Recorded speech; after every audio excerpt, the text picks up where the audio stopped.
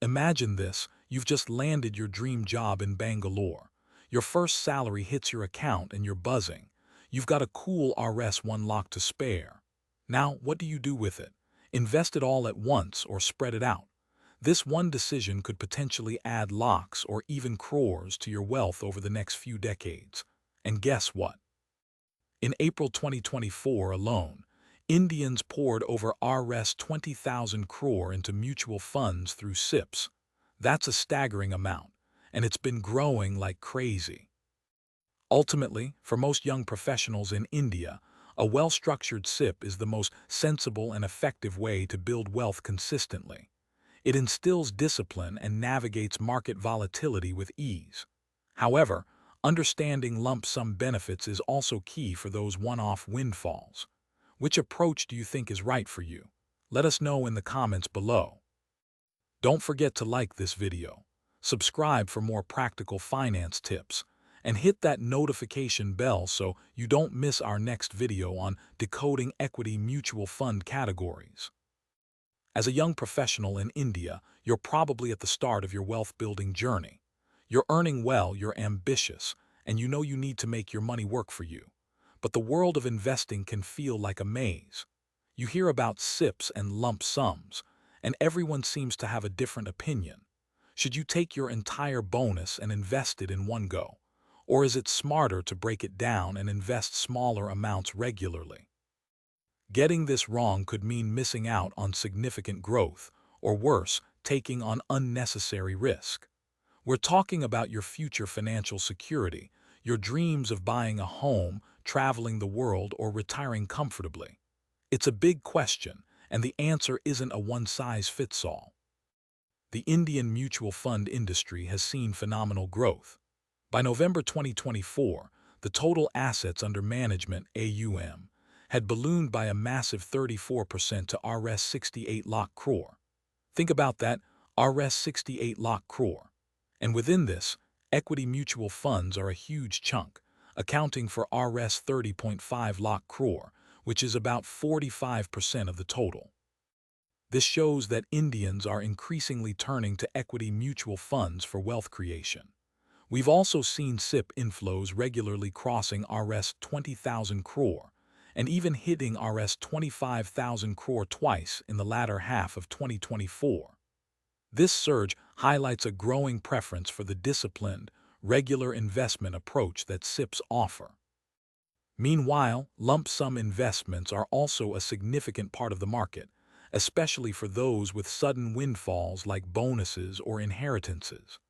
But how do these two approaches stack up against each other, especially for someone like you, a young professional just starting out?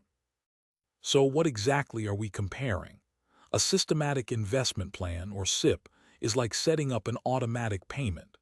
You decide on an amount, say Rs 5,000, and a date, like the 5th of every month, and your bank or app automatically invests that money into a mutual fund. It's discipline in action. A lump sum investment means you invest a single, large amount of money all at once. Think of your annual bonus or savings from a big sale. You put it all in the market on one day. Now let's talk about why this choice matters. The biggest advantage of SIPs is something called rupee cost averaging. Imagine the market is volatile. If you invest a lump sum and the market crashes the next day, your entire investment takes a hit. But with an SIP, you just continue investing your regular amount, buying more units at that lower price. Over time, this can lead to better returns compared to a lump sum invested at a market peak. However, lump sum investing has its own appeal. If the market is at a low point and you invest a large sum, you stand to gain significantly if the market rallies soon after. Historically, lump sum investments have sometimes shown higher returns than SIPs, if the investment was made at a favorable market timing. For young professionals, especially those new to investing, SIPs are often recommended because they build discipline, mitigate the risk of bad timing, and are easier to manage with regular income. You don't need to guess the market's direction.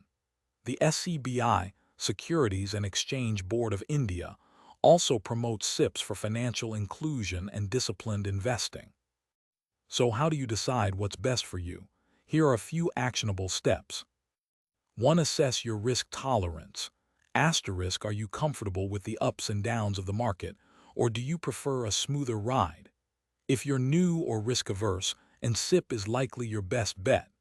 If you have a high-risk appetite and a good understanding of market cycles, a lump sum asterisk might asterisk be considered, but with caution. 2. Consider your cash flow. Asterisk, do you have a steady monthly income? If yes, SIPs align perfectly with your salary cycle. If you expect a large, irregular sum of money soon, like a property sale or inheritance, you might consider a lump sum for that specific amount, but perhaps pair it with an ongoing SIP for your regular savings. 3. Don't try to time the market. Asterisk, this is crucial.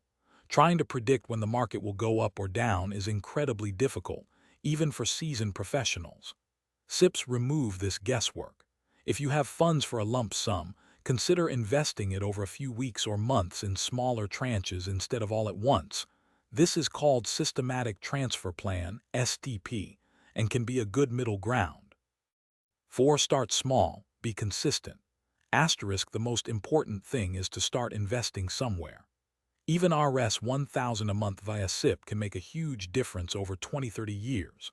For those looking to get started with both SIPs and lump sum investments, and want a consolidated view of all their investments, including tracking their performance and getting personalized advice, platforms like Money can be incredibly helpful.